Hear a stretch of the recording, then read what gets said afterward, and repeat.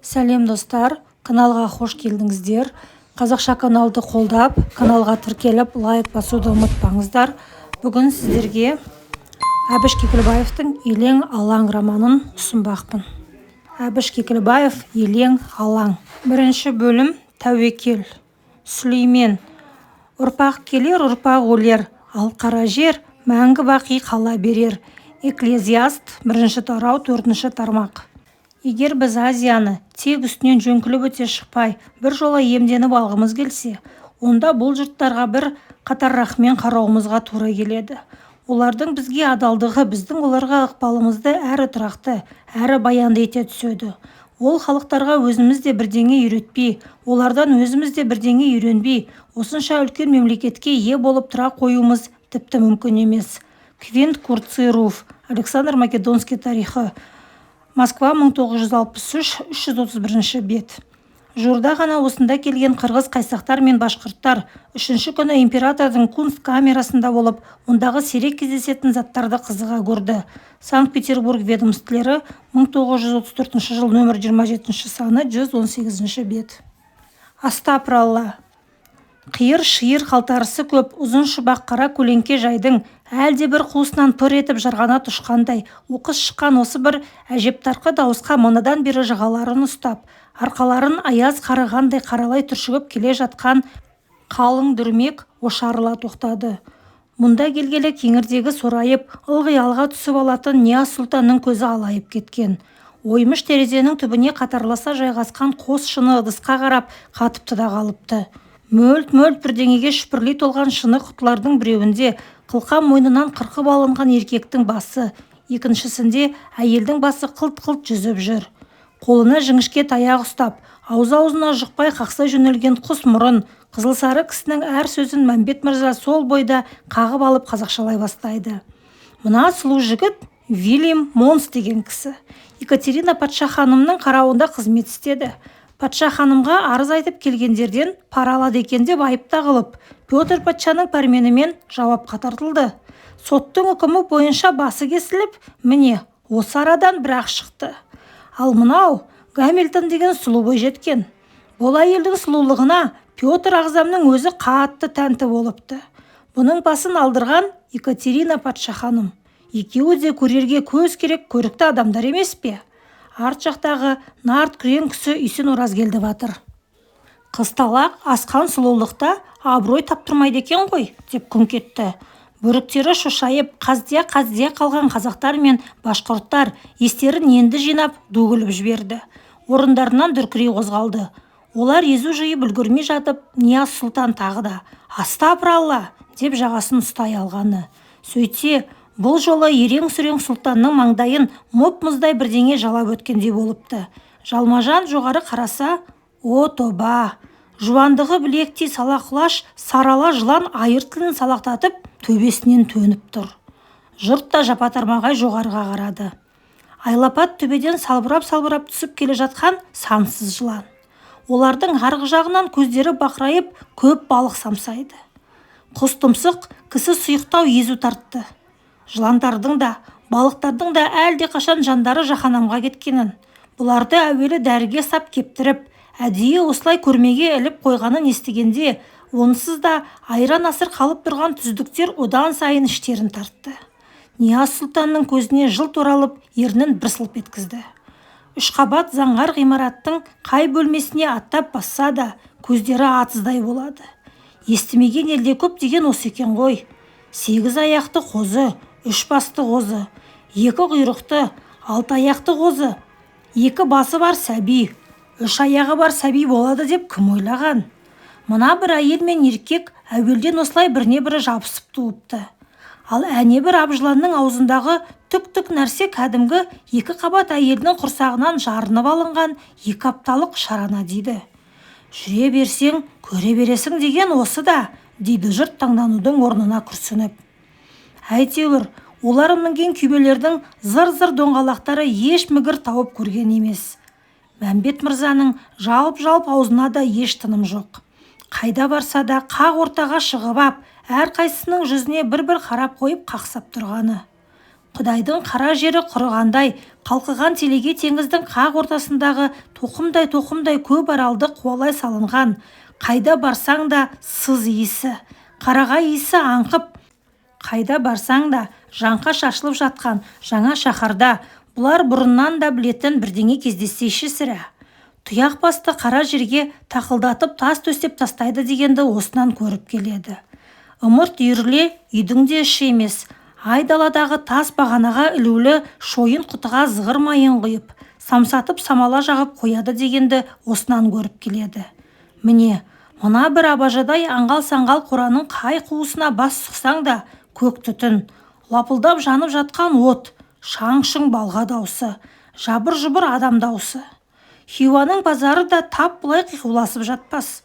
От боп лаулаған әлде бір қызыл сұйық, әлде бір науамен әлде қайда жөңкіле ағып барады. Сол бір қызыл тасқын маңайына жақындатпайды. Анадайдан шілденің аптабы ұрғандай бетіңе ып-ыстық жалын шарпиды. Әлгі бір аспан шәйдай ашықтақ, күн күркірегендей ғып, жер мен көкті қақырата гүрсілдеп, от қақыратын зеңбірек деген пәлесі осында жасалынатын көрінеді. Не көріп, не қойғаныңды дұрыс түсініп үлгермей жатып, зыр-зыр күйме селкіл қағып тағы да бір жаққа ала жөнелді. Тағы да сол аңғал-саңғал аран аула. Тағы да сол құмырсқадай құжынаған көп халық. Ертелі-кеш қой сауып, қозы айырғанның өзінде құлақтарын басып безіп кете жаздайтын қыр адамдары мына жұрттың дәл мынадай ың-жыңға милары ашып кетпей, күні бойы қалай шыдап жүретіндеріне қайран қалып, аяқтарын әзер алып, жан-жақтарына жалтақтаумен ақ естері кетеді. Үйілі жатқан тау-тау бүренелер, зың-зың ағаш кесіп жатқан аралар, айлапат ауланың төрт жағы бірдей зәулім үй. Қайсының қай қабатына көтеріліп, қай бөлмесіне енсеңде көретінің шашылып жатқан темір шегелер, дар-дар жыртылған кенеп маталар, теңкиген ағаш кеспектер, мүңкіген май иісі, бояу иісі. Бір құлазыған кең аулада мауыздай 800 еркек қаз қатар тізіліп, ұзындығы бір құлаш темір істікпен кенеп тігіп отыр. Мыналарың не? Суда жүзетін кемелердің желкені. Ертеден қара кешке дейін осылай салпақтайтын да жүретін қазақтар мен башқұрттардың тамсана-тамсана таңдайлары жауырды. Бастарын шайқай-шайқай мойындары ауырды. Сонда да жалығатын түрлері көрінбейді. Мәмбет мырза ала таңнан жетіп келіп, ал кеттік десе, етектеріне сүріне-мүріне орындарынан дүр көтеріледі. Васильев араларындағы бір қабат сылама үйдің ауласына қоңыраулатып кіріп, қоңыраулатып шығып, дүрлігетінде жүретін осы бір шолақ шерудің қақ алдындағы сарала күймеде түрулі пердеден төңірегіне тесіле қарап келе жатқан ырғай мойын бала жігіттің жанары қайда түссе де, көз алдына бір көрініс көлденеңдей тұра қалады. Онда қыс ортасы еді. Жаңа жауған аппақ қарды аямай шимайлап келе жатқан бұлардың күймелері әшекейлі 3 қабат үйдің алдына кеп тоқтады. Астанаға келгелі сәнді үйлердің талайын көрген серуенші меймандар оған тап бәлендей таңғала қойған жоқ. Одан көрі анадай жердегі еңіреп қатып жатқан сіре мұзға таңырқай қарасады. Үйдің іргесіне мұз қатырудың да сәні болғаны ма деп таңданысады. Міне патша сарайына келдік дегенде барып бәрі рас па дегендей Мәмбет мырзаның бетіне жалт-жалт қарасты. Аңтарлысқан бейтаныс топтың алдынан шыққан өңшең бір сарала иық сыптығыр адамдар құрақ ұшып жол бастай жөнелді. Мынау бірінен бірін өткізіп жұтынып киіндіріп қойған әдемі жігіттер патшайымның балалары ма екен? Патшайым қанша төлшіл болса да тап осынша көп баланы топырлатып бір өзі қайдан тапсын? Енді қалай деп ең? Жер түбінен келген ханзаданы патшазадалар шығып қарсы алмай, қайдағы бір қара таяқтар шығып қарсы алып тұр ғой дейсің бе? Қара таяқтарға мынадай киім қайда? Сыптығыр сарала иық еркектер сый қонақтарға ере жүрмей ыздиып қос қапталда қаз қатар тізіліп қалып барады. Өзара күңкілдескен қалың дүрмек жалт-жұлт еткен мәрмәр сатыларды ябісімілі деп еппен басып жоғары көтеріле бастады. Айнадай жалтыраған абажа есіктер олар жақындай бергенде өз-өздерінен айқара ашылып кетеді. Сол-ақ екен, ар жағынан екі жақ босағадан әлекей-шүлекей киінген біреулер жарқ ете қалды. Маңдай алдарында аршындай басып 3 адам кетіп барады. үшеуінің де үсті басы жалт-жұлт еткен оқалы киім. Үшеуі де белбеулеріне салақтатып, қолақпандай алтын кілт тағып алыпты. Бұлар талай абажа есіктен өтті. Кенет олардың бәрінен де үлкен, жалтырата аптап тастаған айлапат есікке жете бере, алдыңғы үшеудің екі шеткісі екі босағаға ығысты да, қақ ортадағысы ата қаздай алшаң басқан қалпы самаладай жарқыраған кең жайға қойып кетті. Бұлардың аяқтарының дыбысы жерден емес көктен шыққандай, көз жауын алар зәулім сарайдың төбесі сатыр-сұтыр жаңғырыға жөнелді. Оң жақ қанатқа иықтарын жалаңаштап, өңшең бір аршын төс сұлу әйелдер тізіліп қапты. Сол қанатта бұттары сыптиып, еттерімен ет тар шалбар киіп, омырауларына жарқ-жұрқ моншақтар тағып алған, шаштары дудыраған әйел екендерін де, еркек екендерін де айырып болмас әлдекімдер самсап тұр. Бала Ханзада қос жанарын әзәзілдей азғырып, алақтатып алып бара жатқан қос қапталдағы алабажақ қауымға зер салмауға тырысып, оқтау жұтқандай сіресіп бақты.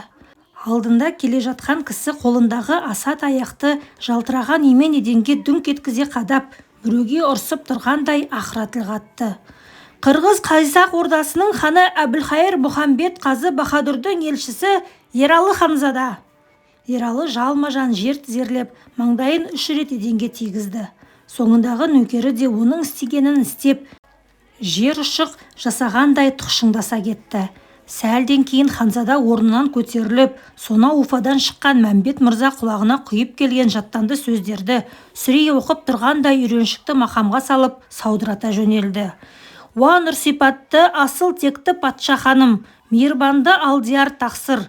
Әкем Әбілқайыр өзінің тілегі бойынша, өзіңіздің алдиярлық шарафатыңыздың арқасында қарауындағы күллі қазақ ордасымен бірге қол астыңызға бір жола мойын ұсынып, сіздің ұлы алдиярлық қамқорлығыңызға ие болып отыр. Өзіңіздің алдыңыздағы үмбеттік парызын адал атқаратындығының белгісі ретінде мені мынау алдиярлық ақ адал құтхана ордаңызға елшілікке жіберді. Мен әкемнің атынан алдияр тақсыр аяғыңызға жығылып, осыншалық рахымыңызға шын жүректен рахмет айтып, бізді өзіңіздің алдиярлық шапағатыңыздан қағажу қалдырмай, панаңызға ала көріңіз деген үмбеттік тілегімізді білдіруге келдім. Жүрексіне шыққан бала даусына жұрт сілтідей тына қапты.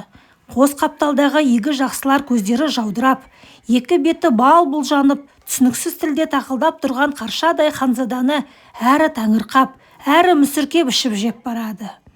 Тек дәл төрде бір олақ қыздың жиған жүгіндей оқшау қауқиып тұрған дөңкиген үйікте ғана сес жоқ. Бала Ханзада қапелімде оның не екенін аңғара қойған жоқ. Жаңа Мәмбет мырза осылай қара дегендей егін қозғап ишарат қалғасын, екі көзін содан аудармады. Өзін ақ шытырамен қымтап қойған ба, қалай? Үсті басынан алтын төгіліп келе жатқандай қырық құбылады. Жарқ-жұрқ еткен әлде бір алмас ұшқындар жанарыңды тілгілеп тік қаратпайды. Азғантай үнсіздіктен кейін жалт-жұлт етіп төрге таман орналасқан сарала шоғырдан әлдекім тамағын кенеді. Ералының оң жағындағы Мәмбет мырза, вице-канцлер граф Андрей Иванович Остерман мырза деп сыбырлады. Қызғылт сұр киім киген ақ сұр адам жүзін бұған бұрып тіл қатты. Мәмбет мырза оның аузынан шыққан әр сөзді сол бойда қазақшалап бақты. Ханзада бірақ мынау сырбаз кісінің соншама бипазданып айтып тұрған созалаң әңгімесіне бәрібір түсінбеді. Бар түсінгені ақ патшаның бұларды өз қол астына алатын болғаны. Екі қарынан екі кісі демеп, қақ төрдегі көз қарлықтыра жарқырап тұрған қақыра үйікке қарай алып жүрді.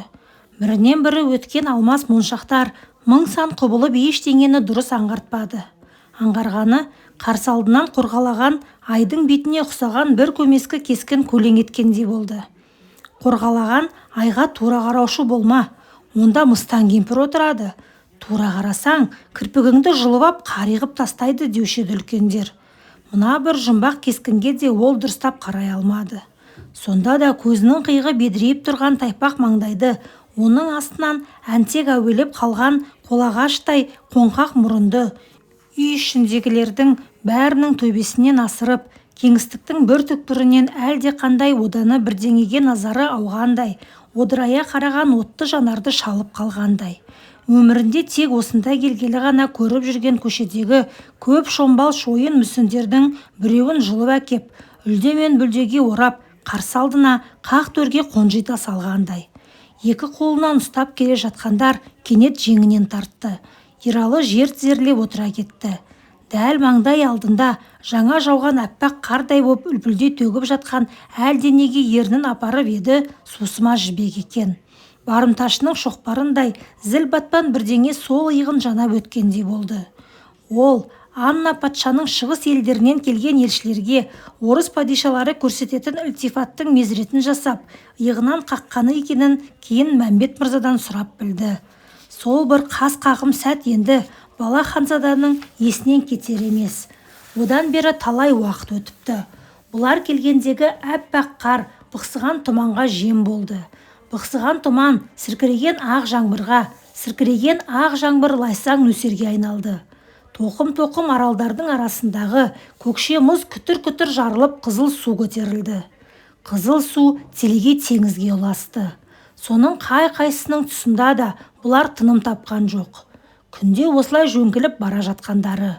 Күнде осылай таңдай қағысып, бас шайқасып, айран асыр болып түнеме үйлеріне қайтып келе жатқандары. Күнде көретіндері жабыр-жұбыр көп халық. Жапан түзде көз ұшынан бір қарайған я көрініп, я көрінбес еді.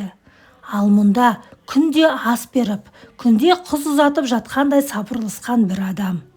Тіпті Құдайдың қара жерін бұлай қойғанда, қалқыған судың беті де қаптаған адам.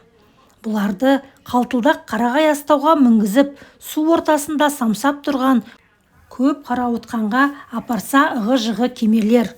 Қу тақтайдың үстіне патшаның ордасындай ғып зәулім сарай сап тастапты. Соның бәрін астарындағы тылсым тұңғиыққа батырып жібермей, жеті қиян жер түбіне аман алып барып, аман алып қайтатын анау жел кернеп, асау жылқының танауындай делдейіп тұрған желбірек кенептер дейді. Өңшең бір ысқырынған едірең мұрт біреулер, өңшең бір белуардан жоғары тыр жалаңаштанып алған еңгезердей еркектерге аяқтарына қыл қадаған ағаш қалып байлап беріп, ерсілі-қарсылы жер үйкелетіп, тақтай жуғызып қойыпты. Айғыз-айғыз ағаш еден қашан айнадай жалтырап шыға келгенше тыным тапқызбайды. Әлгі бір ысқырынған едірең мұрт еркектер қалталарынан кіршіксіз ақ орамалдарын суырып алып, тақтайды сипап көреді де сәл дағы жұқса қайта жуғызады. Оған бола апшып жатқан ешкім көрінбейді. Отырықшы жатақтың қырман айналған мәңгүрт мәстегіндей тағы да емпеңдей жөнеледі. Сахарада мынандай тауқыметке кім көнеді? Кез келген жалба тымақ атасының сақалын боқтағандай аспанға шапшып намыстанып шыға келеді. Мұндай итің қатын шаруа түгілі түйе матап, тай жығатын еркек шаруаға қолғабыс сұрасаң да, пәленшеке дегенді әбден айызын қандыратындай ғып, ынты шынтыңды салмай, ерніңнің ұшымен салғырт айтып қалсаң, қонышына тығулы қамшысын қолына алып, алақанына шырт түкіріп сырт айналып жүре береді. Ал мыналардың борбайларынан тер сорғалап, борсаң жортып, тыным табатын түрлері жоқ. Сөйте тұра, ағалары қатын алып, соның тойында шашу теріп жүргендей ыржың күліп, мәз майрам. Сонда да қастарына барып, мынау не деп бірдеңе сұрасаң, өңменіңнен өткізе едірейе қарап, соны да білмейсің бе маубас дегендей иықтарын қомдап бұлданып сөйлейді. Бұл тарапта бұларды қомсынбайтын тірі пенде болсайшы сірә. Көшесінде кетіп бара жатсаң, үйлері екеш үйлеріне дейін, алпыншақ мынауларың кім өзі деп төбеңнен төніп кекірейе қарап тұрғандай. Тіпті делбе ұстаған атшысы мен босаға баққан сақшысына дейін ит көрген ешкіде едірейе көз тастайды. Құдды бұлар мынау жалпақ жердің бетін қатар басып жүрген өздеріндей екі аяқты жұмыр басты пенделер еместей. Не де болса көздеріне көрінбей, араларына тұрып ап, екі жақты бір-біріне еліктірмей, кеуделерінен кері итеріп баққан әлде бір арапшы сиқыр бардай. Басқаны былай қойғанда, ең болмаса екі жақтың шөбі мен тау тасының бір-біріне бірдеңесі ұқсасайшы. Ызғындай шаһарда көздеріне ыстық көрінетін тек Мәмбет мырза ғана. Ол да мұнда келгесін сыпайы киініп сызданып жүретінді шығарыпты. Жылтырап киініп, Жылмиып тұрған кісіге жолап кетсең, бірдеңе жұқтырып алатындай қараптан қарап қаймығып бітеді екенсің. Кейде бала Ханзада өзін қашанғы қара жерден әлде бір құдіреттің күшімен бір жолата ажырап кеткендей сезінді. Маңайында баяғыдан бері көріп келе жатқан үйреншікті нәрселерден ештеңе көзге түспейді. Манадай қалқыған қалың судың ортасындағы шаһарда тұрып, өзіңнің әлі жер басып жүргеніңе сенудің өзі оңай емес секілді. Астапыралла. Қалың қиял құшағындағы Ханзада селк ете түсті. Бұрылып қасында отырған Нияз сұлтанға қарады. Ералыжан, мына қызықты көрдің бе? Деді Нияз сұлтан көзі күлімдеп, терезеге тұтылған жібек шілтерді ысырып. Ханзада қапелімде ештеңе аңғара алмады. Байқағаны ымырт түсіп қалыпты. Қарауытып көрінген үйлердің әйнегінен шам жалтырай бастапты. Әне, аспанға қара. Келгелі бірінші рет аңғарып тұр. Шүпірлеген жұлдыздар шығыпты. Анау Үркер ғой. Иә, Үркер. Жарлы үйдің ошағының басындағы болмашы күлдей сұйқылт бозарытып шашылып жатыр. Бала Ханзаданың көкірегіне тығылып отырған әлде бір бозторғай қанатын қомдап, талпынып қалғандай. Мынау әлі ызғары кеппеген сылпық көктемде жан-жағы қалқып жатқан телегей су жат жерде құлағына бір тамыз айында туырлық арасынан шілделік шырлағандай өте-мөте сүйкімді, өте-мөте таныс дыбыс келді. Ол өз көңілінен бейуа оянған тылсым сағыныштың талықсы үні еді. Ол бұны алғаш сонау найза кескеннен аттанып бара жатып аңғарғанды. Айдалада жолдарына аңтарыла қарап қалған айғыр топ адамның қақ ортасында состиып тұрған әкесі әлі көз алдында. Кейінгі жылдары иығы жығылып, еңкіш тарта бастаған тұла бойында сыр бермеген тек ырғайдай ұзын мойыны. Жанарын қайда салып, назарын кімге аударып тұрғанын сездіргісі келмегендей, томаға көзін енді кіреукеленіп келе жатқан көкжиектің әлде бір тұсына қадап, қазықтай шаншыла қалыпты. Жат елшінің соңында артына жалтақ-жалтап қарап бара жатқан бұған да көзі жөндеп түсіп тұрмағандай. Түні бойы анасын тас қып құшақтап, бауырына басын тығып, көрер таңды көзімен атқызып шыққан қаршадай баланың пәлен күннен бері қаралай қабынып, кеудесіне сыймай келе жатқан жүрегі өмірінде алғаш рет сонда шаншыды. Әкесін аяп шаншыды. Оның ырғайдай мойыны қаншалықты қақшия түссе, екі иығын соншалықты зіл батпан ауыр жүк басып тұрғанын да сонда сезгендей болды. Содан қашан жал асып, қараңғы ымырттың қойнына бір жола сіңіп жоғалғанша артына жалтақ-жалтақ қараумен болды. Бұларды шығарып сап, шоқ тоғайдың шетінде қалған айғыр топта міз бақпады. Бұл да артына жалтақ-жалтақ қараудан бір танбады. Қашан жанары тұлдыр мұнардан басқа ештеңе ажырата алмай адасып қалғанда барып, құлағының түбінен осындай бір талықсы үн шыққандай болған. Жалтақтап жан-жағына қараған. Қойы өңірде көзіне не шалынушы еді? Сол бір бозторғай содан бұлар Уфаға жеткенше көздеріне көрінбей соңдарынан ерді де отырды. Уфада патшаға кеткен Мәмбет мырзаны күтіп 6 ай қыс сарылып жатқанда да сол бір жұмбақ құс мұның құлағының түбінен ұя салып алғандай шырлады да тұрды. Одан тек осы жылдың басында осы орыс астанасына келіп елшіге көрсетілетін ырду-дырдуға араласқалы бері құтылғандай болып жүреді. Енді міне аяқ астынан тағы да шырлап қоя бергені. Сөйтсе, бұлар елден кеткелі де жыл жарым болып қалыпты. Одан бері 2 қыз, 2 көктем көріп тұр. Қазір ғой, қыр көк пеңбөк. Төл аяқтанды. Уыз сұйылып сүт ағарды. Мынандай ақ айран ымыртта қой сауып, қозы айырып азан-қазан боп жатқан шығар. Ал мұнда әлі салқын. Мұз қақырап, сең жүргені жақындақ. Аспан астында тебінгідей қара жер қалмай телеге теңіз болды да кетті. Жұрттың бәрі жан-жақтан жапатармағай шапшып қоя берген жойқын судың жолына тосқауыл тұрғызып әлекке түсті. Қызылшынақ қыстың басында келген бұлар әлі жатыр.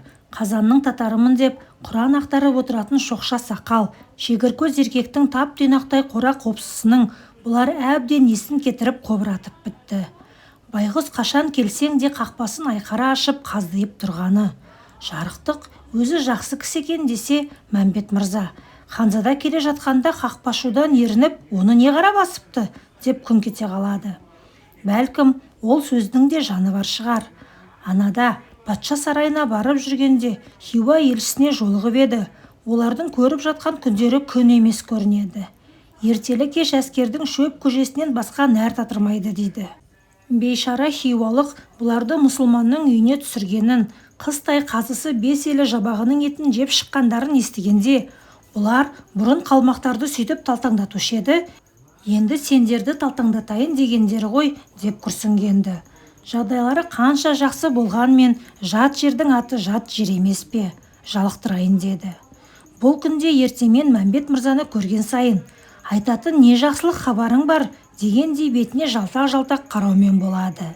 Әккі неме, ар жағын аңғартпай сұйқылттау езу тартады да қояды. Тек бүгін ғана қасына кеп иығын қағып, қапа болмаңыз, енді сәл шыдаңыз деп еді.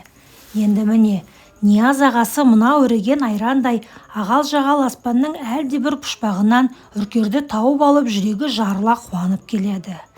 Кім біледі, елге қарай жол түскелі тұрған шығар. Мынау аспанның өзіне көзің түсе бермейтін ығы-жығы дүниеде бұлар мініп келе жатқан қамашау күркенің перделеп тастаған оймақтай әйнегінен жылт етіп үркер сығалағаны қайдан тегін бола қойсын? Күнде бүйтсе білмей жүр ме? Мәмбет мырза әлгінде ғана басқа күймеге отырып әлде қайда асығыс аттанғанды. Күндегісі осы.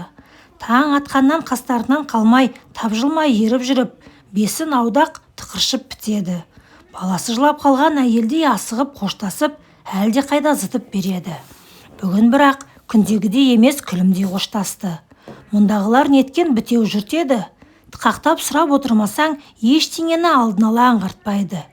Ең болмаса, ертең қайда болатыныңды да алдын ала айтпайды. Түннен аман өрсең, ертең сиыр сәскеде барып бірақ білесің. Бірақ ешқашан көрсең де асығыңды алдан ұтып алғысы келіп жүретін жылмаңтөс балалардай, сыр бермей жымпиып жүретін жылмақай неменің бүгін езуіне ие бола алмай, жымыңдай амандасып, жымыңдай қоштасуында бір гәп бар шығар. Бала сұлтан басын терезеден әкетпей тесіле түседі. Түнгі аспанның төсінен көзіне оттай ыстық әлде біреу төне қарап тұрғандай. Қазір құмардан шыққанша қарап қалмаса, көзінен бұлбұл шатындай. Үркер, сол, бозартып жатыр. Бұлар бір жарықтық қара жердің үстінде екен. Салқар сахараның әлде бір түкпіріндегі бұлар кеткелі жолдарына қарап, екі көздері төрт болып отырған қиян қазақ ауылы мен мынау кекірейген менмен шаһар ұланбайтақ бір қара жердің бетінде екен. Көкіректерін қанша көкке көтергендерімен мұндағылардың да аяқтары аспаннан түсе қалған ештеңелері жоқ екен. Олар да өздері секілді қалтаң-құлтаң жұмыр басты пенделер екен. Бәрінің де мына дүниеге келісі мен кетісі бірдей екен. Бәрінің де төбесінде бір аспан. Бәрінің де аяғының астында бір қара жер. Бәрінің де көктегі жұлдызға қарап ертеңіне бал ашқан далбаса тіршілік. Жас тайынан үлкендердің аузын бағып өскен Сұлтанзада бозғылт аспан пұшпағында шашырап жатқан сол бір күлдей шоғыр топ жұлдызға қияндағы ауылын көргендей қадала қапты. Суыт күймелер ымырттың сиқылт мұнарына сүңги түсті. Айлапат кең жайдың бұрыш-бұрышына тығылған селдір мұнар бірте-бірте қоюланып, үй іші күңгірт тартты. Қақ төрде абажадай жайма төсекте шалқасынан түсіп, ойға шомып жатқан императрица шырақшының келгенін күтпей қолын созып, бас жағындағы оймыш тағанға орнатылған шырағданды жақты. Лап ете түскен жіңішке жалынан ет жеңді кексе әйелдің көмірдей қара отты көздері оқыс жарқ ете қалды. Шытынған қабағы мен қорасан талаған бұжыр-бұжыр бетінде әлде қандай құпия қуаныштың, не ашудың дабы екені белгісіз бір шиыршық атқан өжет сұс бар. Орнынан ұшып тұрып, әйелден гөрі еркекке жарасымды аршынды қадаммен анадай жердегі атам заманғы бір венециялық шебер қызыл ағаштан нақыштап жасаған дөңгелек столды ойыншықтай ойната көтеріп әкеп төсегінің тұсына жақындатып қойды. Сосын тамағының асты албырап үсініп тұрған жуан мойнын ойқастай бұрып есік жаққа қарады. Әлгінде ғана аяғының ұшымен басып еппен кіріп, еппен шығып кеткен вице-канцлер қатты серіппей қаусыра жапқан қапсырма есік ырсиып қайта ашылып кетіпті. Барып мықтап жауып қайтты. Дөңгелек столдың үстіндегі шиыршықтаулы қағазды сосын барып қолына алды. Орауын жазбай біраз дағдарып отырды. Көз алдына кеңесшілері самсап тұра қалды. Ойлануға тұрарлық нәрсе, Қытай, Индия, Жоңғария мәселелерін қырғыз-қазақ мәселесінен бөліп қарауға болмайды дейді. Остерман бұл жолы көзін алып қашпай тіктеле қарап, Европа Американы мұхит асып барып ашып жатса, Россия өз іргесінен ашады, деп Бестужев Рюмин сыздияды. Қапы қалмай тұрғанда қимылдағанымыз дұрыс, дейді Бирон кешкісін оның төсегіне келіп, кеудесінде айқасып жатқан зіп-зілдей қос білегін былай ығыстырып тамағынан иіскеп.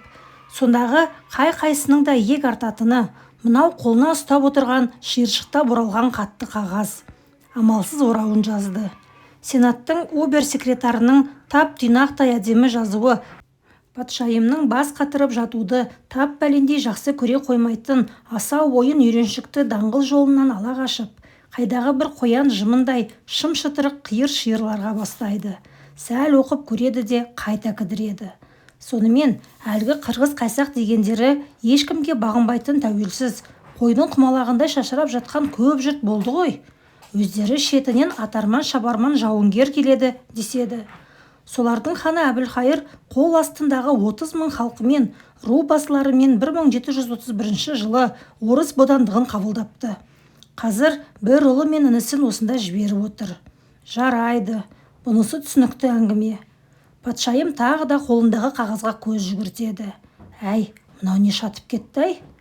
Әлгі қырғыз-қайсағың бір орда емес, 3 орда болып шықты ғой.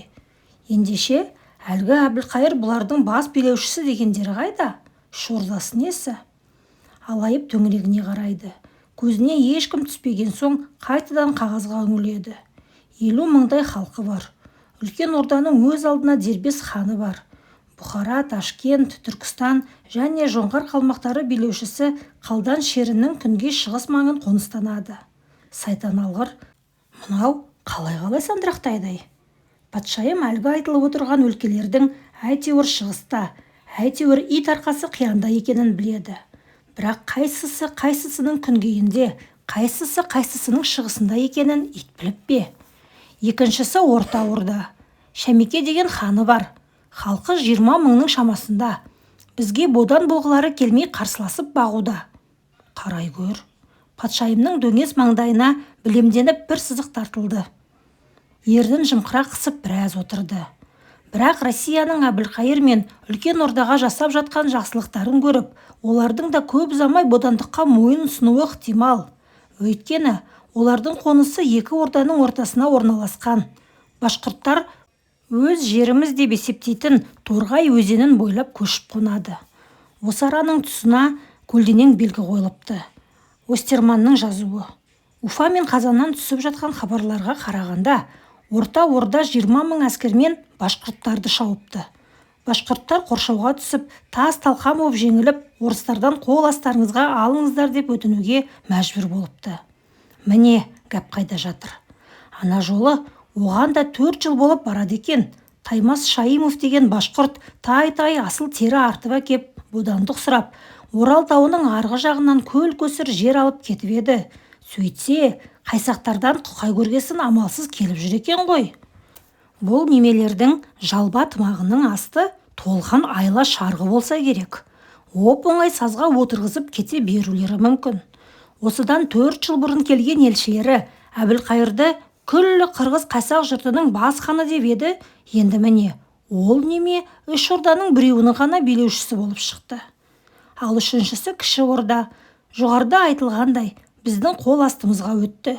Өздері теңіз деп атайтын Арал көлі маңайын, Қарақалпақтар мен Жайық арасын, Орта орда мен башқұрттар арасын, өздерінің ең жақын көршілері болып табылатын Жем мен Жайық бойын жайлайтын қалмақтар шекарасын қоныстанады. Башқұрттардың көп жерін тартып алған. Қанша қайталап оқыса да, әлгі кіші орда дегеннің қай араны мекендейтінін бәрібір ұға қоймады. Шамасы мына Кириллов Қайсақ даласына Мәмбет Тевкелев емес, бұл Анна Иоанновна барып келді деп ойласа керек. Қол астындағы қоңырауға қол соза берді де тоқталып қалды. Бір күрсініп қойды. Ол ордаларда ханнан гөрі ру басылары әлде қайда беделді. Олар өз хандарының қол астындағы жұртының саны артып, дәулеті өсіп, қатты күшейіп кеткенін қаламайды. Сауат танитын адамдарын хан сайламайды. Хандар мұрагерлік жолымен сайланады. Ханның балалары сұлтан деп аталады. Әлгі ордалар ауыздары бір болып, өзара тату тәтті тұрған кездерінде Арал теңізіне құятын Сырдария немесе өзен бойындағы Түркістан, Сайрам, Ташкент деген атақты провинциялар мен қалаларға, соларға қарасты жерлерге иелік құрыпты. Бұл ұлыстарда аталған өзен мен басқа да өзендер бас алатын жерде алтын кені бар көрінеді. Осыдан бірнеше жыл бұрын ордалар өзара алауыздыққа ұшырап, айтылған ұлыстарды жоңғар қалмақтарының билеушісі тартып алыпты. Аты жиі аталатын Әбілқайыр хан қырғыз қайсақ хандарының ең атақтысы және ақылдысы. Әйелі біреу, одан 5 ұлы бар. Оның біреуі қазір осында. Ол әлгіндей жабайы десе де қиянат болмайтын арда халықтың арасында жүріп ақ, ұлы императрица Алдиярдың қарауына өз еркімен өтіп, тек өзі мен өз төңірегіндегілерді ғана емес, Қарақалпақ ханын да қарауындағы жұртымен бізге бағындыруға көндірді. Үлкен ордада соның араласуымен бодандық сұрап отыр. Ол өз алдына таяу жерден Ор өзенінің жайыққа құяр сағасынан қала салуды ұсынады. Өзі аракідік, сонда келіп тұрып патшаға қызмет көрсеткісі келеді. Елші барған кезде бодан болуға көңілері келмей тулап шыққан жұртын еліктіруде қандай еңбек еткені Тевкелек журналында егжей-тегжейлі жазылған. Ор өзені деген сөздің тұсына белгі соғылыпты. Бұл өзен ежелден Россияға қарайды. Башқұрттар мен қырғыз қайсақ қоныстарының аралығында. Жайықтағы казактар қаласынан 400, Уфадан 300, Сакмардағы жаңа казак қалашығынан 150 шақырым жер. Бұл неме баяғыдан бері осылай адам түсінетіндей ғып жазбай ма? Патшайым қолтығындағы құс жастықты бір умаштап қойды. Неге екені белгісіз, көз алдына анадағы қабылдауда қызылды жасылды кендірген қуыршаққа ұқсап қаздиып тұра қалған қаршадай бала келді. Жәудірей қараған көздері, қалтайған құлағы, шәңкілдей шыққан мен асықпай баппен сөйлеген дауысы бәрі есінде екен. Қимыл қозғалысы, сөз тастасы тәрбие көргендігін аңғартқандай. Сол балаға қарап отырып, көшпенділердің де 4 аяқтылардың соңынан текке шапқылап жүрмегендерін, олардың да бір талай нәрседен хабары барын сезген сияқты еді. Іргесінен қала салуды өтінгеніне қарағанда, мына ханың табанау айтқандай қара жаяу көрінбейді ғой. Жарайды, сондағы ойы не екен? Көрейік. Әсіресе ханның мына пиғылдары айрықша назар аударуға тұрарлық деп білеміз. Олар жоңғар қалмақтарынан қатты жәбір көріп отыр. Ұлы императрицаның қол астына өткесін соларға кеткен ұлыстарын кері қайтарып алмақшы. Патшайым бұғағын бір сипап қойды. Екінші, өздері сияқты жабайы еділ қалмақтары ханының басындағы дәуренге қарап, өз қолындағы билікті күшейтіп, қарауындағы халықтың алдында айбынын асырмақшы. Қош, бұнысы да жөн болсын. Үшінші, көрші халықтар мен аралдықтарды ұлы императрица ағзамның қол астына бағындырып, сол арқылы өзі де үлкен абыройға жетпекші. Мына жалба тымағыңның дәмесін қарай көр. Патшайым бір ырғалып қойды. Қарасан талаған бұжыр бетіне лып етіп қан көтерілді. Езуіне күлкі жүгірді. Басын қайта-қайта шайқап қойды. Кириллов патшайымның дәл осы арада осылай бір лып ете қалар риза көңіліне су сепкісі келгенде, одан әрі былай деп жазыпты. Мұндай алаңғасар жұрттың тап онша пәтуалы бодан болып жарта қоймасы сірә белгілі. Патшайымның қабағы түйіліп кетті. Әлгі бір көңілденіп қалғанын ешкім көріп қоймады ма екен дегендей жан-жағын тағы да бір сыздана тінтіп шықты. Абажа жайдың ішінде өзінен басқа тірі пенде жоқ екеніне көзі жеткенде барып, кегжиген басын төмен иіп қағазға үңілді. Бірақ бұларды басыбайлы бағыныштылар ретінде емес, Россия мүддесі үшін қыруар пайда келтіре алатын халық ретінде азын аулақ артықшылықтар мен жеңілдіктер жасап, алдарқатып ұстай тұруға әбден болады. Патшайым иегін қасыды. Обер-секретарь Кирилловтың мынадай қырық бұлақ қым-қуат пікіріне шамданып, қолындағы қағазды оқымай-ақ қойғысы келіп, манаурап біраз отырды. Сосын сояудай ұзын кірпіктерінің астынан келгіре қарап, маржандай тізілген әдемі әріптерге қайтадан көз жүгіртті. Бірінші, күні бүгінге дейін олар Россияға бағынышты Қазан, Жайық, Уфа, Сібірдегі шекара тұрғындарына озбырлық жасаумен келді. Кішігірім қол жиып кеп тиісіп, жыл сайын малдарын, жандарын барымталап әкетіп, арғы жақтарындағы Бұқара мен Хиуаға апарып, құлдыққа сатып жіберіп тұрды. Көпестерге де керуендерін тонап көп жабыр көрсетіп бақты. Әрине, бұған көзбен көріп қолмен ұстатқандай даусыз айғақтар табыла қоймайды. Бірақ дәл осылай болып келгеніне еш күмәнданбаса да болады. Өйткені Хиуа мен Бұхарада мыңдаған орыс тұтқындары құлдықта жүр. Оларды бұлар апарып сатпаса, кім апарды? Халқының саны 100 мыңнан асатын қырғыз қайсақ ордасы қол астымызға қарайтын болса, Россияның әлгі айтылған ұлыстары қазіргіден әлде қайда тыныш дәурен сүрген болар еді. Патшайым қауырсын қаламмен әлгі сөйлемнің тұсын бір түртіп қойды. Қалмақтар, сол сияқты башқұрттар да бұрыннан ұлы императрица Алдиярдың қол астында болатын. Енді олардың қатарына үшінші жұрт қырғыз қайсақтар келіп қосылды. Үшеуі бір-бірімен қатты қырбайы. Алдағы уақытта да оларды сол дүрдараз қалыптарында ұстау керек. Егер қалмақтар мінез шығарып жатса, оларға қазақтарды айдап салуға болады. Алда-жалда қырғыз қазақтар да бүлік шығарып жатса, онда оларға қалмақтар мен башқұрттарды аттандырамыз. Сөйтіп оларды орыс әскерін еш мазаламай-ақ бір-біріне өзара айдап салып, өз ырқымызда ұстауға әбден болады.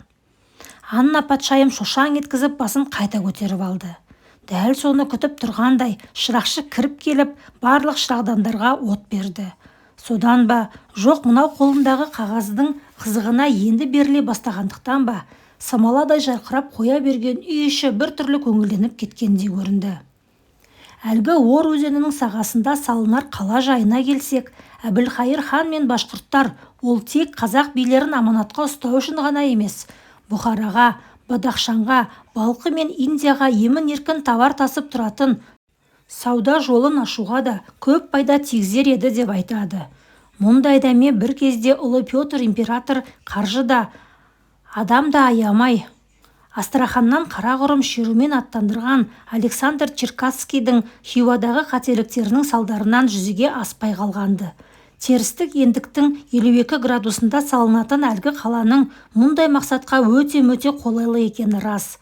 Одан Арал көліне қара жермен жүргісеңіз де, су жолымен жүрсеңіз де, бар болғаны 500 шақырымдай ғана сапар шегесіз.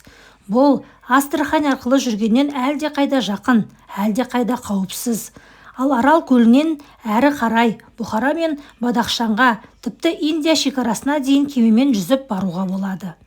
Патшайым қағаздан басын көтеріп төңірегіне қарады. Самала шырағдандар, оқып отырғаныңыздың бәрі рас дегендей жымың-жымың етеді. Бадахшан өлкесінің Россияға керек болатын себебі онда қыруар байлық бар. Алтын, лағыл, меруерт, зүбаржат дегендеріңіз шаш етектен. Ол аймақты бұрын Самарқанд, кейін Бұхара хандары иемденіп келгенді.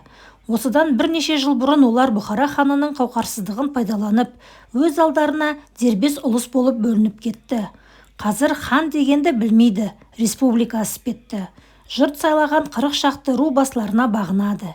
Елдің айтуынша, өзі билеп тұрған кезде Бұқара ханы Бадахшаннан құйма алтынның өзінен 500 пұт және де көп асыл тас тарту таралғы алып тұрыпты. Қазір ру басылары жұрт жылына бір-ақ рет бәрі бір мезгілде 10 күнге тауға барып асыл тас теретін болсын. Сол жолы тапқан олжасын қанша болса да бір жылға мәпәха қылсын деп патуаласыпты. Қалған уақытта бір-біріне сенбей, біреу-міреу тауға барып қоймасын деп бәрі жабылып қатты торауылдайтын көрінеді.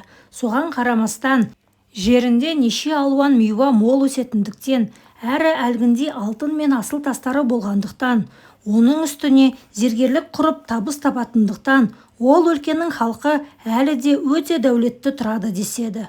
Олардың көк желкесіндегі жоңғар қонтайшысының мұндай қазыналы өлкеге өлімін сатары әрине түсінікті.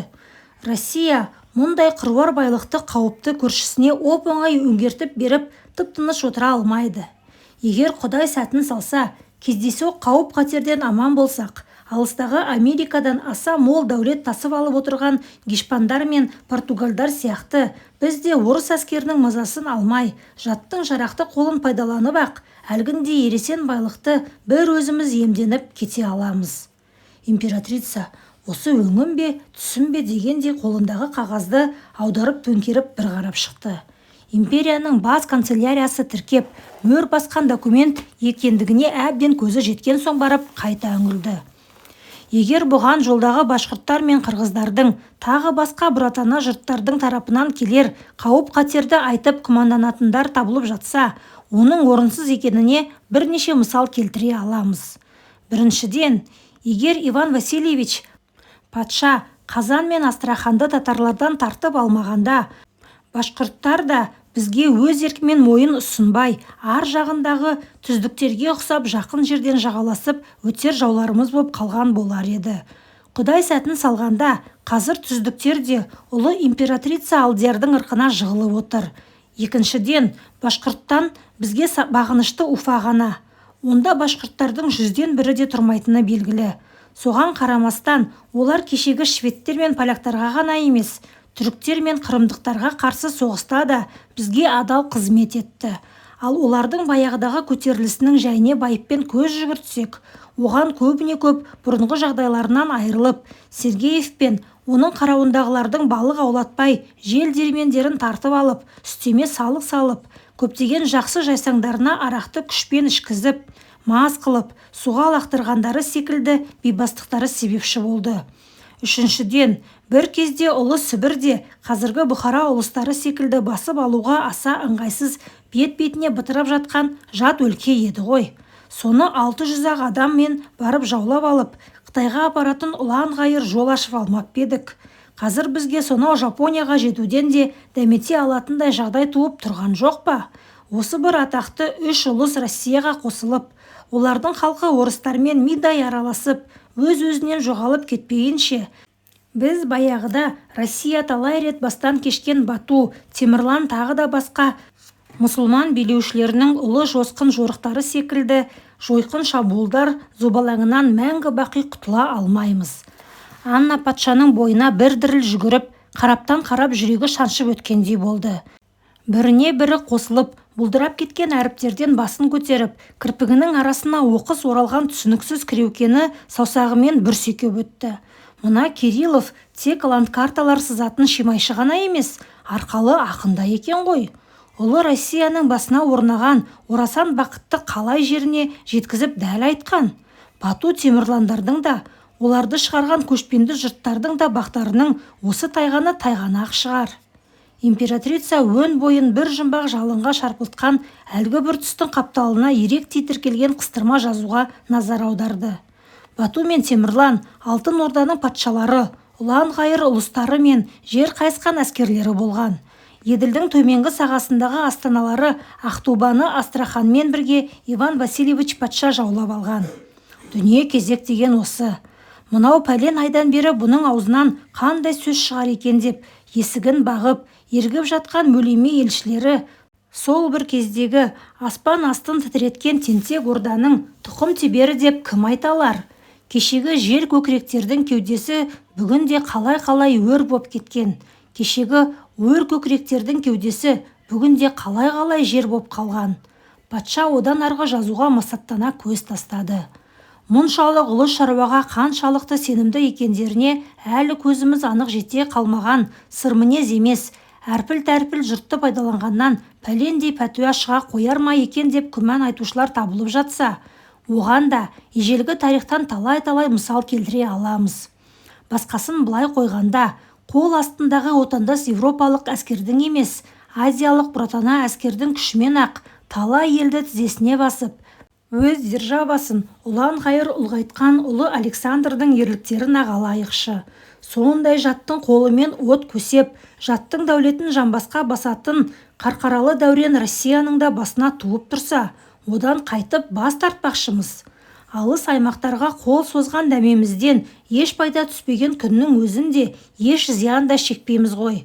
Сонымен, әлгі сөз болып отырған жаңа қалалардың қаншалықты пайдалы екеніне күмәнданудың еш жөні жоқ. Бұл айтқандарымыз көп кісіге құрғақ қиял боп көрінуі де ғажап емес. Бір кезде Американы іздегендерді де талай билеуші тәлкек қылған. Бірақ артынан небары бір жылға жетер-жетпес уақыт ішінде Американың көп жерін, әрі жақсы жерлерін әлгі бақ қуған даңғой гешпандар емденіп қойғанын естігенде алдымен солар бармақтарын тістегенді. Жоғарыда айтылған өлкелерде жоңғар қалмақтары билеушісі көптеп көз сүзіп келеді. Олар қазірдің өзінде талай шаһарды бауырына басып алды. Осы бетімен аталмыш аймақты да емденіп кетіп жүрсе, ондай көршінің Россияның да көсегесін көгерте қоюы неғайбыл. Оның үстіне Бадахшанның байлығынан парсылар да хабардар. Олар бір кезде қырғыздардың қиқуынан тауқымет тартқан біздерге ұқсап, түркмендердің тиіп қашты барымталарына әбден зығырдандары қайнап отыр. Сөйткен парсылар да ар жағындағы түріктермен кикілжіңдерін аяқтап, не көңілдеріне басқа бір әзәзіл ой қашып, аттың басын әлгі айтылған өлкелерге қарай бұрар болса, ондай қоңсылықтың да бізге опа таптырып жарытпасы белгілі. Бұл сөздерді оқығанда императрицаның әлгіндегі көңілі су сепкендей басылды. Жалма-жан қауырсын қаламға жармасып, жаңағы тұсқа белгі соқты. Беронның қапы қалмай тұрғанда қимылдап қалу керек деп, неге қипақтай беретіні енді түсінікті болды. Императрица обер-секретарь Иван Кирилловтың кесте қайғандай әдемі жазуына үңіліп біраз отырды. Сосын құс мамық төсекке сұлап түсіп, төбеге қарап ұзақ ойланды. Беронның, Астерманның, Минихтің, Бестужев, Рюминнің ауыздары жалпылдап талай айтқан үйреншікті сөздерінің есіне біреуі түссе, біреуі түспейді. Кириллов мына қағазына Түркия мен Персияны бекер қыстырып отырған жоқ. Россияның күнгейінен көптен бері күңірсіген күйік иісі шығады да тұрады. Ол өрт Россия, Азия құрлығының түскейіне түгел жетіп алғанша басылмақшы емес. Ұлы Иван патша Қазан мен Астраханьды алып, Еділді басынан аяғына дейін басыбайлы орыс өзені етіп беріп кетті. Ұлы Петр орыс шелкенін Каспий теңізіне шығарып, таяу шығыстың да тап онша тақым создырардай алыста емес екенін аңғартты. Ол Россияның бір аяғын Каспий теңізінің батыс жағалауына нық бастырғанмен, екінші аяғын шығыс жағалауына нық бастыра алмай арманда дүние салды. Славян әлемінің екі ұлы өзені Днепр мен Еділ құятын Қара теңіз бен Каспий теңізі, Балтық пен Камчатка аралығын алып болуға айналған Россия империясының тегеурінді тақымына бұлтыңдап бір жола түспей келе жатқан екі көк тайынша іспетті. Ол екеуін орыс тақымына бұйыртпай мөңкітіп келе жатқан екі сәйгел Түркия мен Персия. Екеуі де дағара сәлделі мұсылман мемлекеттері. Екеуінің де орыс патшалығы дегенде атарға оқтары жоқ. Бірақ бір тәуірі екеуі өзара ит пен мысықтай. Біреуінің жағасына жармассаң, екіншісі қол ұшын бермейді. Қайта, қап бәлем, өзіңе де керегі осы еді деп масаттанады. Соны пайдаланып Петр патша 1722 жылы Персияға қарсы соғыс ашты. Грузия патшасы 5-ші Вахтанг пен армян католикосы Есай Хасан Джалаянның жәрдемімен азғантай мерзімде қыруар табысқа жетті. Мұсылман падишаларын ит етінен жек көретін Кавказ христиандары орыс әскерінің жолында қоғадай жапырлады да отырады. 1723 жылы 12 сентябрьде осы Петербургте жасалған келісім шарт бойынша Каспий теңізінің батыс және түстік жағалауындағы Дербент, Баку қалалары мен Ғилан, Мазандиран, Астрабад аймақтары Россияның қанжығасына өңгерілді. Бұны әрине Персия мен қанша дұшпан болғанмен Түркияда жақсы көре қоймады. Оған Азиядағы Түркияның ғана емес, Европадағы Англия, Франция, Австрия, Венециялардың да іштері қызғыз қайнады. Әсіресе Англия онсыз да от басқандай болып отырған түрік сұлтанының бір күні оң құлағынан, бір күні сол құлағынан сыбырлап, қолтығына шоқ қыстырып бақты. Мұндайда Франция қайдан қарап қала қалсын? Бірақ Портадағы орыс елшісі Николай Иванович Неплюев, француз елшісі де Бонанға 2000 сом ақша мен 1300 бұлғын терісін қолтығына қыстырып көмейін бітегенді. Петр патша Дербенттен кері қайтқанда Порта сарайы ух деп демдерін бір алғанды. Бұл тыныштық та ұзаққа созылмады. Түріктің әккі сұлтаны Парсы шахына наразы Грузияға қол ұшын берген боп басып кірді. Вахтанг патша кешегі кергігенін ұмытып енді сұлтанға құрақ ұшты. Ал сұлтанға керегі де осы еді. Күніне 40 аунақшып отырған грузин патшасын бір жола өз ыңғайына қаратып алып, бергі жағындағы Дағыстаннан орыс әскерін қуып шықпақ. Сөйтіп, Кавказдағы мұсылман халықтарынан бір жола қол үзіп қалмасқа қам жасамақ. Ол енді Қырым, Кубань, Каспий маңы мұсылмандарын да желіктіре бастады. Жер түбіндегі Хиуамен одақ жасады. Баяғыдан бері бірінің қолы бірінің жағасында келе жатқан Түркия мен Персия енді жағаласса да көк желкелерінен мысық табандап үнсіз жылжып келе қалған мына айбынды елге жалтақ-жалтақ қарап қойып жағаласары сөзсіз.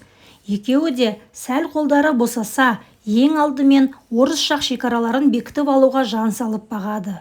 Қазір Түркиямен де Персиямен де жағдай онша мәзді емес. Ол екеуін күллі Европа Россияға қарсы айдап-сап желіктіріп бағады. Ал ол екеуі сәл мүмкіндіктері болса, Каспийден арғы далалардағы ойдым-ойдым мұсылман хандарымен жең ұшынан жалғасып алуға тырысатындары күмәнсіз. Ендеше ол екеуі өзара қызыл шеке боп жатқанда, алдарын орап, әлгі хандықтарға Россияның бұрын жетіп алғаны дұрыс. Европаның ақ қаптал саясатшылары айтып жүргендей, Петр патшаның батыстағы көршілерімен ақ алмастың жүзімен сөйлессе, шығыстағы көршілерінің жүрегіне жол табар қайдағы бір кілт іздеп баққаны рас еді. Сол кілт Россияның қолына енді түсіп тұр. Ол, мынау бодандық сұрап отырған қазақ хандығы. Тевкелевтің төбесін көкке тигізіп, екі езуін екі құлағына жеткізіп жүргені де сол. Кирилловты осынша сайратып отырған да сол. Не де болса, мынау ұсыныстарға қол қоймас бұрын кеңесшілермен тағы бір ақылдасып алғанды жөн көрді. Ертеңіне 1734 жылы 1 май күні шетіне жоғарыда келтірілген ұсыныстар біздің аса мәртебелі алдиярлық тарапымыздан мақұлдау тауып, ол бойынша мынандай шараларды жүзеге асыруға пәрмен етеміз. Бірінші, Ор өзенінің сағасына қала салынып, оған бұдан былай дербес ат қойылсын. Екінші, бұл қала үшін жасалатын жеңілдіктер мен артықшылықтар белгіленіп, біздің бекітуімізге ұсынылсын. Үшінші, бұл қаланы салып, онда қызмет атқару үшін қанша кісі керек болса, сонша тептерлер мен бобылдар бөлінсін. Төртінші, қаланы тәртіпті ұстау үшін бастапқы кезеңде мына гарнизондардан, Уфадан жарты полк, Қазаннан 1 немесе 2 полк сонда көшірілсін. Бесінші, Уфа полкіден армия полкіне ауыстырылғандар осы экспедицияға қайтарылып берілсін, ал олардың орнына гарнизонды толықтыратын рекрут пайдаланылсын. Алтыншы, Уфадағы дворян роталарының жартысы мен казактар, сондай-ақ Уфа және Мензелиндегі әскер қатарына енді шақырылатындар сонда алынсын. Ол жайық пен сахмар казактары қанша керек болса, сонша жіберілсін. Жетінші, башқұрт тархандары мен мешерлері де қанша қажет болса, сонша жіберілсін. Сегізінші, жаңа қалаға қажетті зеңбіректер, мортирлар және фальконеттер тиісті амуницияларымен, жабдықтарымен және мамандарымен Екатеринбургте дайындалсын. Ал оқ-дәрі мен қорғасын керегінше Уфа мен Қазаннан қамтамасыз етілсін. Тоғызыншы, Уфадан бұрынғы жалақының үстінен жиналатын алым-салық ешқайда жіберілмей, осы экспедицияның мұқтажына жұмсалсын. Оныншы, қырғыз қайсақтардың бие Бөкенбайдың барымташы башқұрттар алып кеткен адамдары тегістей еліне босатылсын. Сондай-ақ Рагорвикке жер аударылған қара қалпақ өліп қалмаса, баласымен бірге жайыққа қайтарылсын. 11-ші, жоғарыда айтылған шараларды жүзеге асыру обер-секретарь Иван Кирилловқа жүктелсін. Оған жәрдемшілікке Алексей Тевкелев мырза тағайындалсын. Керекті адамдары осынан және Москвадан тауып беріліп, қолдарына біздің нұсқауымыз бен пәрменіміз табыс етіліп, екеуі әлгі сапарларына тезірек жөнелтілсін. Бұның нәтижесі бізге хабарланатын болсын. Анна деген бұрыштама соғылған қағаз императрицаның қолына жеткенше, қанша қолдан өтсе, сонша қолға қайтып оралды. Алдияр тақсыр бұрыштама салған қағазбен танысқандардың қай-қайсысының да көздері күлімдеп қоя берді. Әсіресе Иван Кирилловтың қуанышы қойнына сыймады.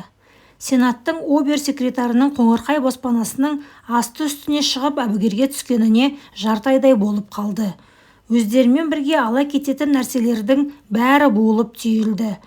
Басы артық ұсақ-түйектің қажетке асатыны базарға апарылды, көршілерге таратылды. Қажетке аспайтыны қоқыс төгетін шұқырлардан барып бірақ шықты. Әлі күнге жиылып болмаған обер-секретардың кабинеті. Бұрын столдың үстінде, шкафтардың, терезенің алдында, орындықтың үстінде шашылып жататын көп кітап, көп қағаз, шиыршықтап оралған ландкарталар. Енді жерде тырдай жалаңаш тақта еденде ию-қию жайрап жатыр. Қашан көрсең асығып-үсігіп әлде бір жаққа кетіп бара жатып, қашан көрсең асығып-үсігіп әлде бір жақтан қайтып келе жатып, мұрнынан шаншылатын да жүретін обер-секретар қызметінен оралысымен кеңсе киімін шешіп тастап, үстіне әншейінде қойма жұмыскерлері киетін арзан матадан тігілген желең шапанды іле салып, білегін сыбанып іске кіріседі. Бірақ бәрібір шағын кабинеттің ішіндегі қараптан қарап басыңды айналдыратын бей-берекет қоқыр-соқырдың мұрты да шағылмайды. Өйткені қашан бас сұқсаң да обер-секретар қақ ортадағы қақпағын шалқайта ашып тастаған темір сандықтың қасында жағын таянып, қабағын шарта түйіп, қалың ойға малтығып тұрғаны. Пәлен жылдан бері көзінен бір сәт таса қылмай іздеген уақытында я оң шынтағының, я сол шынтағының астынан сопаң етіп шыға келіп, әрдайым я кеңседегі, я үйдегі жұмыс столының үстінде арнаулы құтыларда самсап сап түзеп тұратын қайшы, қағаз қиятын пышақ, мық шеге, ине жіп, сызғыш, циркуль, желім, өшіргіш, сиясауыт, қалам сауыт, папье-маше, дәптерлер, альбомдар, газет жыртындылары, сарғайып кеткен хаттар, бәрі міне, енді көзіне оттай басылады. Еш қайсысын мұнда тастағысы жоқ. Олар қалып қойса, барған жерінде де дәл осылай самсап қарсы алдында тұрмаса, бұның ертең жұмысы жүрмейтіндей, үйірінен айырылған жылқыдай қаралай қоңылтақсып бітетіндей көрінеді. Осы бір ауызға алуға да татымайтын, арзымсыз ұсақ түйектен ажырап кетсе, бұны өзгелер түгілі өзі де тани алмай қалатын секілді. Не десең о де. Аяқ астынан айы оңынан туып, тасы өрге домалап шыға келген мынау жолы болғыш мырзаны күні кешегі қағаз басты хатшы Кирилловпен байланыстырып тұрған жалғыз жырнақ осы бір қоқыр-соқыр. Қазір Құдайға шүкір, онда бір кісідей дәрежеде, билік те, тіпті дәулет те табылады. Айтқанын екетпей, құрақ ұшып жүрген бағыныштылар да жеткілікті. Тәңірі жарылқап, өкшесінде нәлі жоқ жайдақ етікпен еңіреп қатқан көкше мұзды басқандай, қашан тайып кетер екем деп, қаралай жүрегің суылдап бітетін, қолда ешқандай күш жоқ лауазымсыз, шен-шекпенсіз бүгежек күннен де құтылды. Енді бірер жылдан кейін ұлы империяның сонау еділден арғы ең шалғайында өзінен басқа әй дер әже, қой дер қожа болмай шаршысына толып шалқып отырмақшы. Соны ойлағанда күнде-күнде көре-көре, қол ұшында тұра-тұра өз денесінің бір мүшесіндей болып кеткен мына бір нәрселердің қадір-қасиеті бұрынғыдан бетер арта түседі. Қайсысын алып кетерін, қайсысын тастап кетерін біле алмай, ерте күнді кеш қылып, дәнданай боп тұрғаны. Қарап тұрса, бұл үшін мына дүниеде олардан қымбат, олардан қастерлі бірдеңе болуы мүмкін емес. Әу баста-ақ қайыршыдан сәл тақыл, аштан өлмес, көштен қалмас күйі бар қағаз көшірушінің үйінде жарыққа келген бұның бүкіл тағдыры дәл мынау қарсы алдында шашылып жатқан болмашы дүние-сымақтарға байланысты еді. Әуелде де оны қатарға қосқан осы қалам сия еді. Әйтпесе, қаланың бір шетінде алапестердің моласындай ағал-сағал боп ала бөтен жұтырайып жататын етікші, арбакеш, отыншы, кір жуушы, қайдағы бір қағылған-соғылған ұсақ кәсіпкерлер тұратын Бұқынажай махаллада туып өскен бұл секілді тілі көкше тіміскіге күндердің күнінде дәл мынандай бақ дәреже бұйырар ма еді, жоқ па еді. Есіне осы ой түскенде көкірек тұсының көбесі сөгіліп, өз-өзінен жидіп ала жөнеледі. Кәсіп қуып тамақ асырап, бұйырмас тап қылған ұрғашыға көңіл қосып, тұрмыс құра салған, ғашықтық, тағы сондай елжіретпе, елітпе сезімдер жайын тек кітаптардан ғана оқып білген қара шекпен кеңсе қызметкері өн бойын осындай бір осал сезім тосыннан билеп алғанда, қапелімде аяқ астынан ауырып қалғаннан саумын ба деп қараптан қарап қобалжып бітерді. Енді міне, бұндай нәзік сезімдерге де бірте-бірте бойы үйренер түрі бар. Иә, расында да, бұл қайырды осы ортан қолына өле-өлгенше өшпейтіндей құс бітірген қауырсын қаламнан көріп келеді.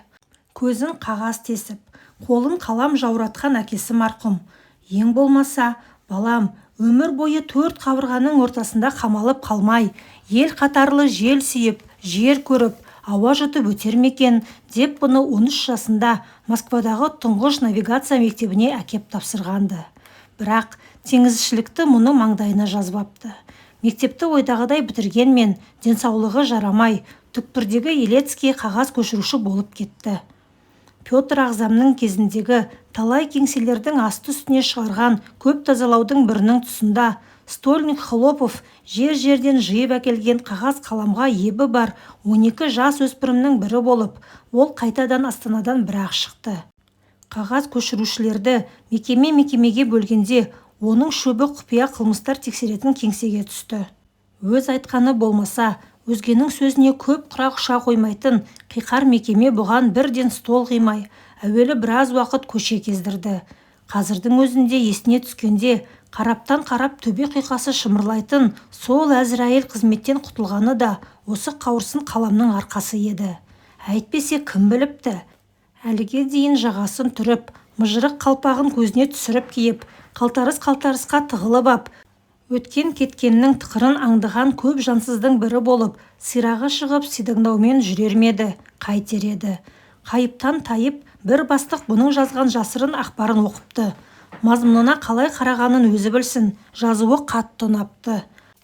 Атам заманғы түнеріңкі сұр үйдің бір абажадай бөлмесінде күнде ертемен зіл батпан темір есіктегі сығырайған жалғыз терезеден қашан атымды атап айқайлар екен деп тықыршып тапсырма тосып, оны алғасын бәйбішесі өлген үйдің асханасынан бет-бетіне безе жөнелетін аш тарақандай, жан-жаққа тым тырағай зыта жөнелетін көп тыңшының арасында кезек күтіп отыратыны әлі көз алдында.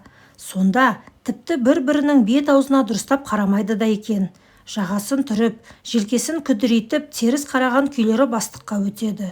Сол бедіреген қалыптары бастықтан шығады. Сол жақ ашпағандарымен қалтарыс көшелерімен жұмсаған жаққа жөнеп береді. Сол күні бұған кезек ең соңынан келді.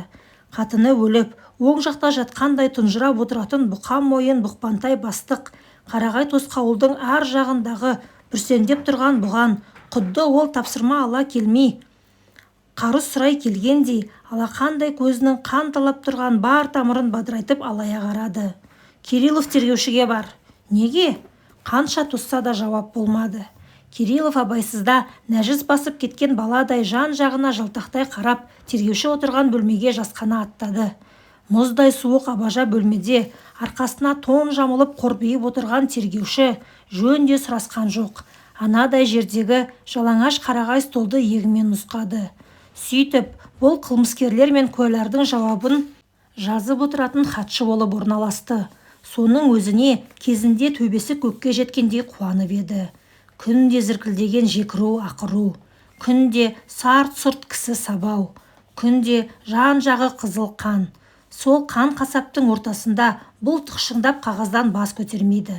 Қара мұздай қапаста ыстық сорпа ішкендей тұмсықтарының ұшы шып-шып терлеп, ылғи білегін түріп жаланып жүретін қикөз жендеттердің тепкісінен шығып, қиралаңдап белін көтере алмай отырған бишаралардың езулерінен қара қан сорғалап отырып айтатын сөздерін қағыс жібермей қағазға түсіріп, қарағай столда қақ төрде қақырайып жауап тыңдайтын қаққан қазықтай қақшиып отырып ақ, кейде кейбір қызметкерлердің тергеуіне келіп, анадайда қақырайып отыратын талай ақ жаға шонжардың назарына ілігіпті. Оны тіпті өзі де сезбепті. Бірде бұл жазып шыққан әйгілі іспен танысқан патша сарайындағы мәртебелі тақсырлардың бірі. Жазуы қандай әдемі, мына жігіт бізге керек екен деп жата қалып жабысыпты. Сол-ақ екен, бұл сенат құрылғанда содан барып бір-ақ шықсын. Әуелі қағаз көшірді. Сөйтіп жүріп секретарлыққа қолы жетті. Ол кездегі сенат қазіргідей қаңырап бос тұрмайтын. Ертелі кеш есігі жабылмайтын. Оған тек қызмет бабымен кіріп шығатын ресми ұлықтар ғана емес. Ұлан байтақ Россияның о шеті мен бұ шетінен дау қуған, қиял қуған сан сияпат адамдар сабылып келер де жатарды. Оның бәрін құшақ жая қарсы алып, көлетіп мәслихат құрып отыруға мәртебелі тақсырлардың уақыты да жетпейді, құлқы да соқпайды. Көпшілігі осы Иван Кириллов секілді шығарып салма сөзге жетіліп алған ақ қаптал кеңсе қызметкерлерінің алдын көріп қайтқандарына мәз болады. Бірде тапа-тал түсте бұл отырған бөлмеге қайдағы бір сусар, бұлғын сілеусін, қарсақ барыс, әйтеуір бұның көргені бар, көрмегені бар, неше қилы түз тағылары қаптай жөнелгені. Сөйтсе, есіктен екі иығына екі кісі мінгендей, еңгезердей біреу қорбаңдап кіріп келеді. Әлгі бір аяқ астынан шұбыра жөнелген, жер қайысқан көп аңда сонау қауқойған тонына жапа тармағай жабысып алыпты. Қапырық бөлменің ішін тайганың қышқылтым шайыр иісі кернеп қоя берді. Басқан жерін ойып жіберердей боп, сырлы еденді зар қақтыра келген бейтаныс мейман, амандық жоқ, саулық жоқ, бірден беліндегі қайыс белбеуін жұлқылай бастады. Әлгінде Кирилловтың көзін атыздай қылған көп аңның терісін тұтас қалпында бір-біріне қалай болса солай құрай салған құрақ тонын иығынан бір жұлқып сыпырып алып, ортасынан бір бүктеп столдың қарсы алдындағы орындыққа қобыратып тастай салды. Сосын үстіне шалжиып өзі отырды. Мынауың кім еді дегендей бұның бет-аузына алая қарады. Солай біраз шаншылып отырды да, астындағы орындықтың арқалығына асулы иені жарты қарыс қайыс белбеуіне қол созды. Оған байлаулы аң терісінен жасалған жан торсықты салдыр-гүлдір шайқап-шайқап қойды. Қарағай орындықты қақыратып жіберердей керіле шалқайып, қолындағы торсықты бұған ұсынды. Торсықтың әшекейі Сібірдегі көп братаналардың біреуінің қолынан шыққанын аңғартып тұр. Бұл жымиып, рахмет деп басын шайқады.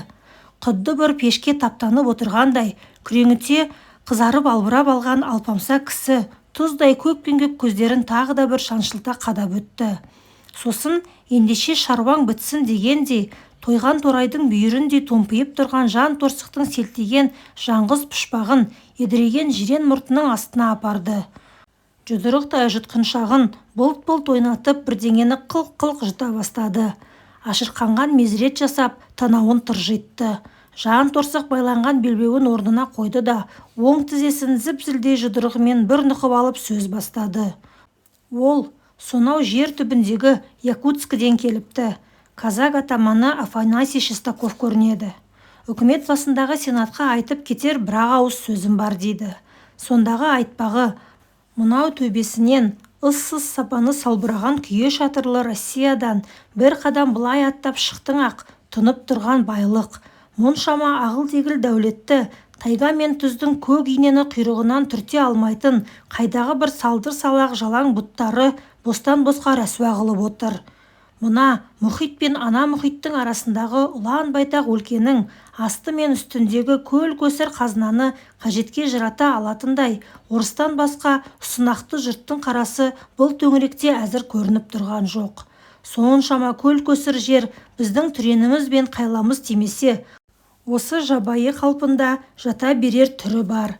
Қашан балағын түрініп, балтасын асынып орыс шаруасы келер екен деп, солдаттыққа кеткен байын күтіп тыпыршыған ту қатындай қаралай жонынан жыртылып, айырылып жатқан анау ақ селеулі даланың, одан арғы сыңсыған ну ормандағы, әлі күнге адам түгілі ит искемеген, құрт құмырсқаға жем болған есіл мәпаханың обалын ойлайтын уақыт келді емес пе? Мұнда бықсыған қалың тұманның ортасында патша ханымның тажын тастатып, іш көйлекшен қалпында көретін бір-екі келімсектің не деп шүлдірлегенін естиміз деп құлақтарыңыз салбырап қалғып-мүлгіп отыра бергенше, қайда жол түсер екен деп табаны қышып, балтырын қасып үйіне сия алмай отырған байғұс мұжықтарға, барыңдар, ана шығыс өлкелерге, батыңдар ана байлыққа деп айтпайсыңдар ма түге? Афанасий Шестаков айтарын айтты да, аспандағы құдайды ма, жердегі патшаны ма, жоқ, мынау қарсы алдында. Мұның махорка ұстап тастаған сағал-сағал сары тістерінің арасынан тағы қандай сөз шығар екен деп телмеңдеп отырған Иван Криловты ма, кімді екені белгісіз. Әйтеуір біреуді жер жастандыра боқтады да тарғыл тонын қолтығына қыстырып тайып тұрды. Бірақ қағаз қажаған қара шекпен хатшының көкірегін қыш-қыш қайнатып, көкейіндегі әлде бір қызыл құртты түртіп оятқан тайганың тоқтық пен шайыр аңқыған әзәзіл иісі бөлменің ішінде аңқып қала барды.